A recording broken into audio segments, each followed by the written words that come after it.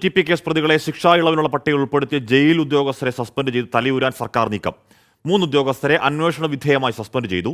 7-ാം പ്രതി ട്രൗസർ മനോജിനും ശിക്ഷാ ഇളവ് നൽകാൻ പോലീസ് ഇന്നലെ രാത്രിയിലും ചില നടപടികൾ സ്വീകരിച്ചു എന്ന് പ്രതിപക്ഷ നേതാവ് നിയമസഭയിൽ ചൂണ്ടിക്കാട്ടി.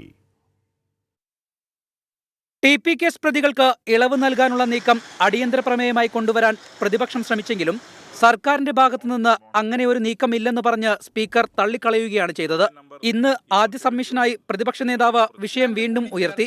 അത് പരിഗണിക്കുന്നതിന് തൊട്ടുമുൻപ് മുഖ്യമന്ത്രിയുടെ ഓഫീസിൽ നിന്ന് ജയിൽ ഉദ്യോഗസ്ഥർക്കെതിരെ നടപടി സ്വീകരിച്ചുവെന്ന് വാർത്താക്കുറിപ്പ് പുറത്തുവിട്ടു. കണ്ണൂർ സെൻട്രൽ ജയിൽ സൂപ്രണ്ടിന്റെ ചുമതലയുള്ള joint superintendent K S. Sreejith, assistant superintendent B G. Arun, assistant prison officer O V. Raghunath എന്നിവരെയാണ് അന്വേഷണ വിധേയമായി സർവീസിൽ നിന്നും സസ്പെൻഡ് ചെയ്തത്. പ്രതികൾക്ക് ശിക്ഷാ ഇളവ് നൽകാനുള്ള നീക്കമില്ലെങ്കിൽ പിന്നെ എന്തിനാണ് കെ രമയുടെ മൊഴി ഇന്നലെയും രേഖപ്പെടുത്തിയതെന്ന് പ്രതിപക്ഷ നേതാവ്. 7-ാം പ്രതി ട്രൗസർ മനോജിന് കൂടി ഇളവ് നൽകാൻ നീക്കമെന്നും ആരോപണം. ഈ പ്രതികൾക്ക് ഇളവ് കൊടുക്കാൻ വേണ്ടിയിട്ടുള്ള ഗൂഢാലോചന ആരംഭിക്കുകയാണ് 2022-ൽ. ആരെ രക്ഷിക്കാനാണ്?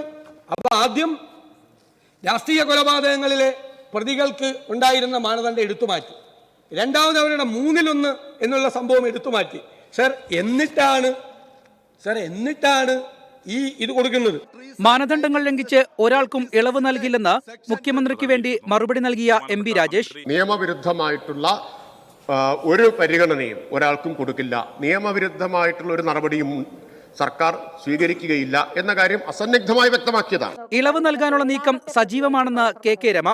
നമ്മുടെ സഭയിൽ സബ്മിഷൻ അവതരിപ്പിച്ച അടിയന്തര പ്രമേയം അവതരിപ്പിച്ചതിന് ശേഷം അതൊക്കെ നിർത്തിവെച്ചു എന്ന് വിചാരിക്കുന്നിടത്താണ് നിർത്തിയിട്ടില്ല, സർക്കാർ മുന്നോട്ട് പോവുകയാണ് എന്നുള്ളത് മനസ്സിലാക്കുന്നത്.